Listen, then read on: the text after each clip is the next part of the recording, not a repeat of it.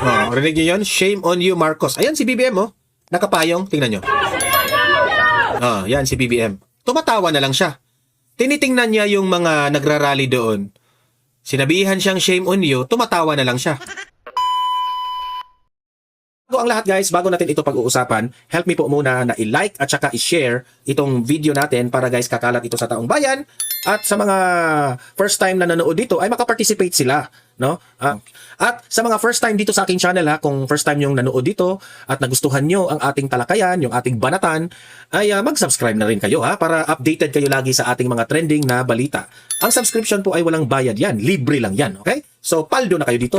At ang main topic po natin ngayon ay itong patungkol sa nangyari sa Canada nitong si Bongbong Marcos na napahiya doon si BBM sa mga tao doon sa Canada. Mga Pilipino at mga Canadian na mga nagrarally doon, sinigawan itong si BBM ng shame on you. Ibig sabihin, hindi lang po dito sa Pilipinas ang galit kay BBM.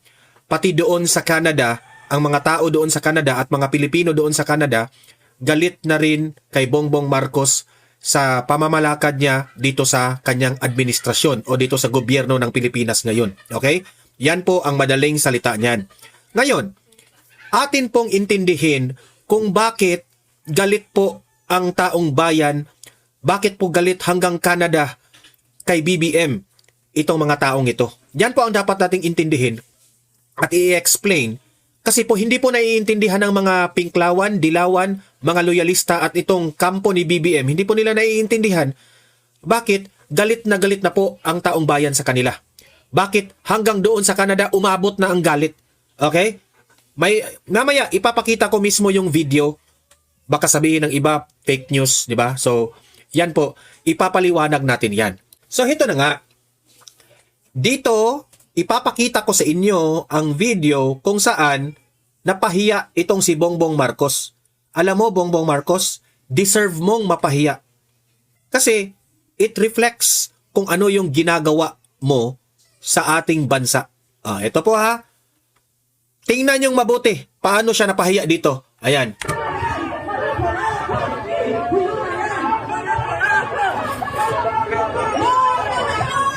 Ayan.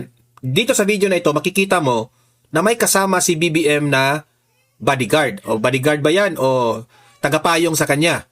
Nung narinig niya, BBM, shame on you, wala na, tumatawa na lang siya. Tumatawa na lang siya. Pero sa mga Canadian dyan na nag-o-observe lang, masasabi talaga na may something wrong dito sa presidenteng ito. Bakit ito sinisigawan ng shame on you sa sarili niyang mga kababayan? Ito. Tingnan nyo at pakinggan nyo yung mga sinisigaw ha.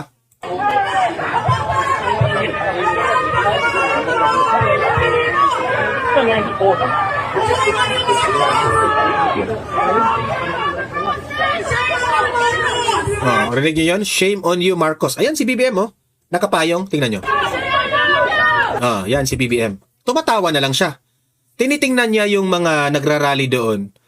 Sinabihan siyang shame on you, tumatawa na lang siya. Ipahiya ka. Ni minsan, hindi yan nararanasan ni former President Duterte. Ikaw lang nakaranas ng ganyan. Deserve.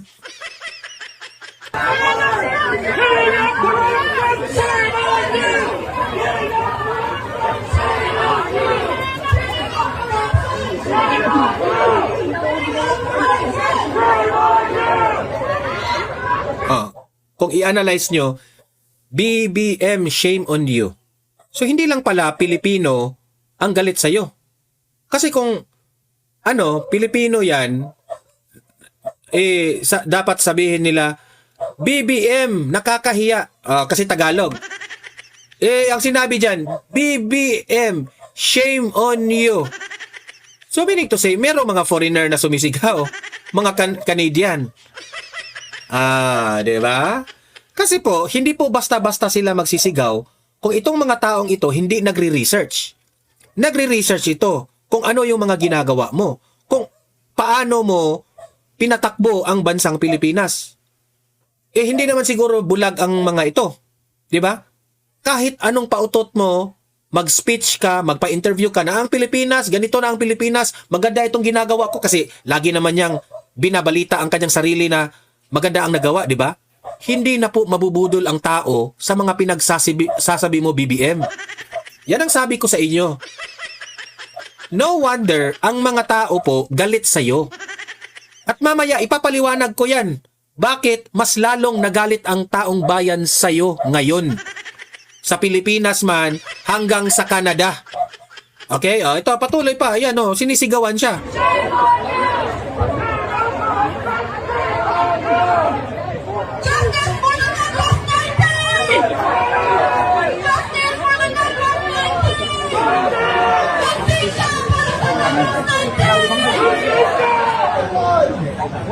So i-forward natin dito. Dito, yan. Yung nandun yung mukha ni BBM. Yan. Saan na si BBM? Ayan.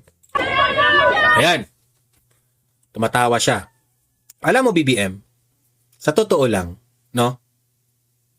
Ako, no? Parang, if ako, isa akong OFW na naghahanap buhay doon sa ibang bansa, if meron pong isang Pilipino na politician na pupunta dito sa pinagtatrabahuan kong bansa, dapat proud ako. At matutuwa ako na merong kapwa ko Pilipino na pumunta dyan. Pero subalit, kabaliktaran ang nangyari. Pumunta ka dyan, mas lalo silang nagalit. So, baka pwede mong i-assess ang inyong sarili, BBM, na baka there is something wrong with you already. Meron kang masamang nagawa. Bakit? Ayaw na ng taong bayan sa'yo at sa mga OFWs around the world. Di mo ba pansin? Nung panahon na birthday ni former President Rodrigo Roa Duterte, lahat ng mga OFWs around the world nagse-celebrate. Hindi ba ka nahiya noon? Kabaliktaran sa siguro BBM, hahamunin kita. Ikutin mo buong mundo na merong mga OFWs, di ba? Sigawan ka ng sisigawan ka talagang shame on you. Sige nga, sa mga OFWs na mga nanunood ngayon dito sa Donmar TV. Kung ano man, taga-Japan ka man, taga-China, saan, Brazil, saan kayo nagtatrabaho ngayon? Sabihin nyo, shame on you sa inyong dialect dyan, ha? Kung ikaw, Japan ka, anong shame on you sa Hapon? Anong shame on you sa China? Anong shame on you sa Dubai? O, ilatag nyo dyan, i-comment ninyo. Sige nga, tingnan natin. Para makita natin kung gaano karami po ang nagagalit na sa inyo, BBM. Okay?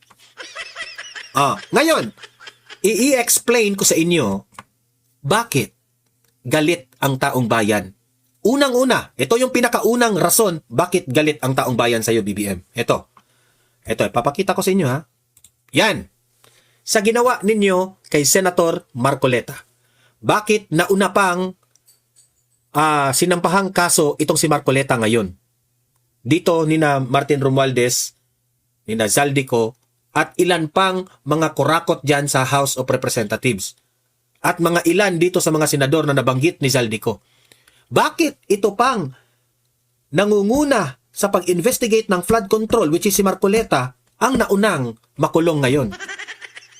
Yan ang pinakaunang dahilan, BBM, bakit galit sa iyo ang taong bayan.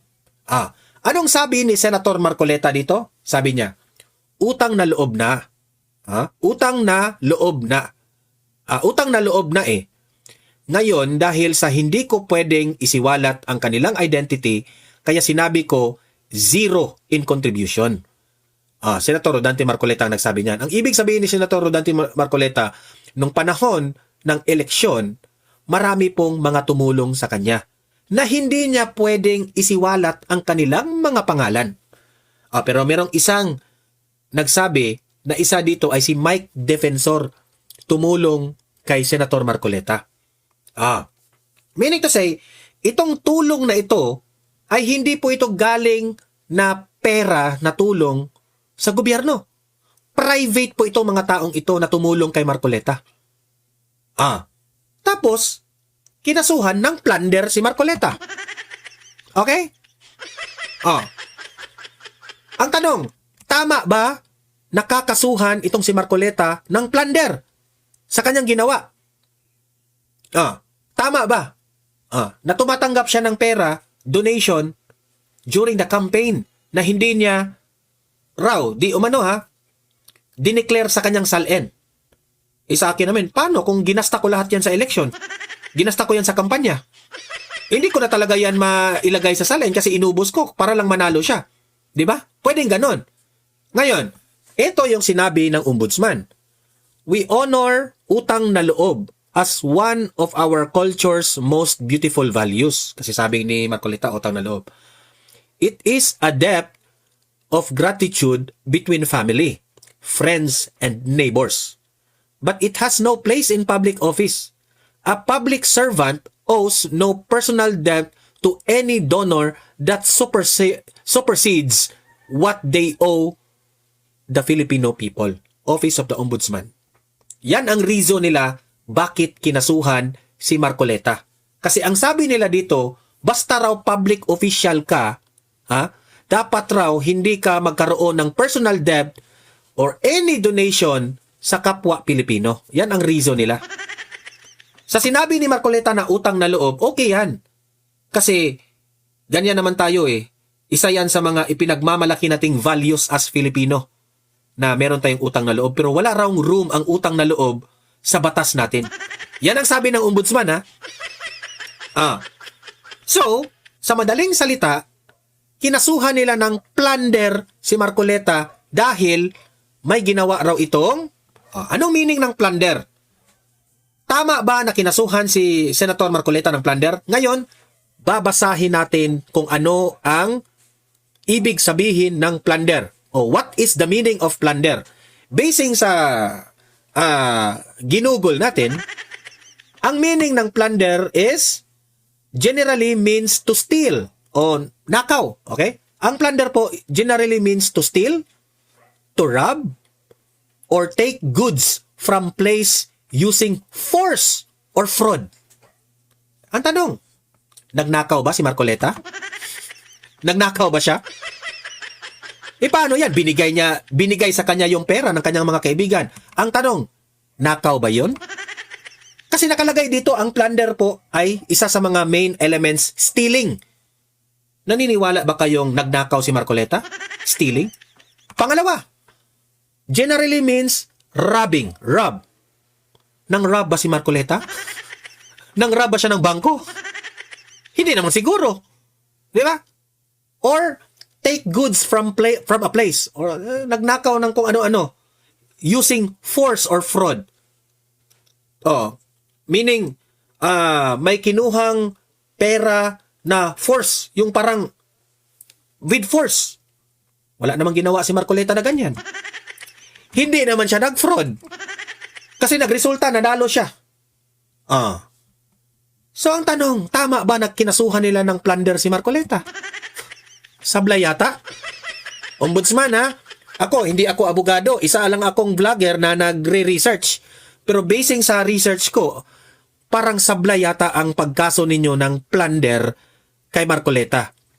Ine-explain ko in layman's term para maunawaan ng level ng masang Pilipino. Parang sablay. Sabi pa dito ng meaning ng plunder. It functions as both a verb, the act of stealing, and a noun, stolen goods themselves. The term is often used in the context of wars, raids, or large-scale financial corruption. Ang tanong, ang meaning ng plunder, patok ba sa ginawa ni Marcoleta? Sa tingin ko naman, in my opinion, hindi. Hindi.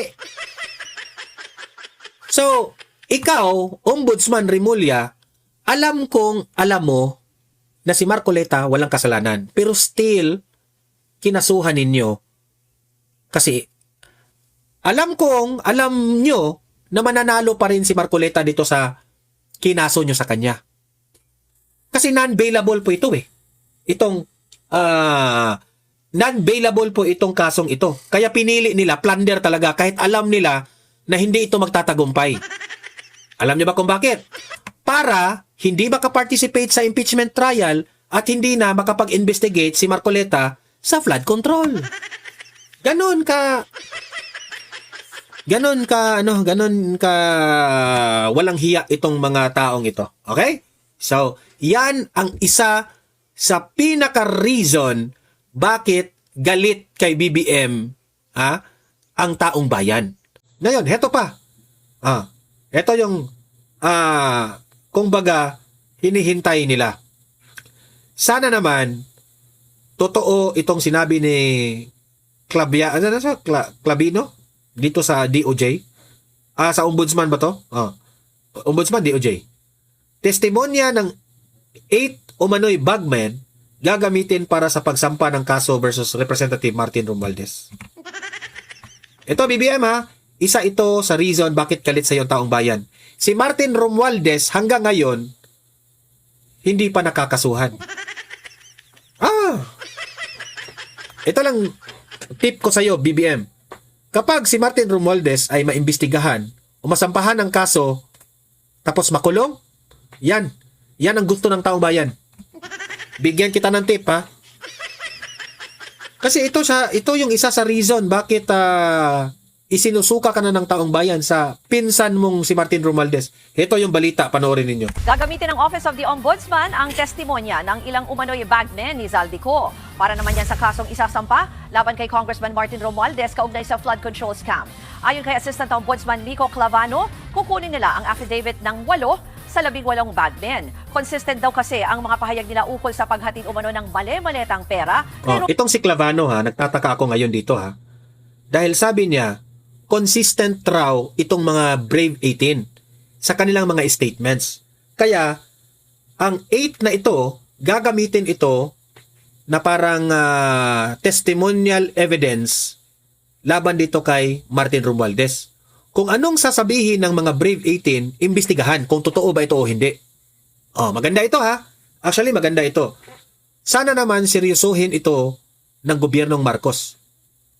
Kasi naniniwala ko si Martin Romualdez at saka si BBM, sira na ang kanilang relasyon. Kasi, nakita nyo yung analogy ni Francisco Mabanta? Trinahidor na ngayon ni Martin Romualdez itong si BBM. Sinabi ni Martin Romualdez na hindi ako yun. May kasama ako. Hindi ako. Galing sa presidente ang yung final decision dito sa mga budget na ito. Parang gano'n ang sinabi ni Martin Romualdez. Bakit ako ngayon ang pinagbibintangan nyo na ang presidente ang final decision, bla bla bla, kung ano sinabi niya. So ngayon, hindi na maganda ang kanilang relasyon, si BBM at si Martin Romualdez. Heto na ngayon. Gagamitin ang Brave 18. O ano kaya ang instruction ng presidente? Bakit? Martin Romualdez, alam mo, BBM, no? Siyempre, naggamitan kayo. Trinahidor ka na ngayon ni Martin Romualdez. Gamitin mo ito. Careful ka lang, Kasi baka yung investigasyon, pati ikaw, madamay ka. Kasi sabi ng Brave 18, nagdi-deliver rin sila, pati sa bahay ninyo. Ay, nako.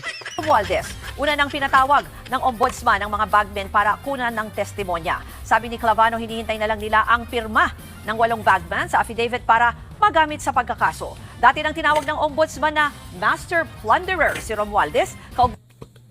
Master plunderer raw si Romualdez. Sabi ng mga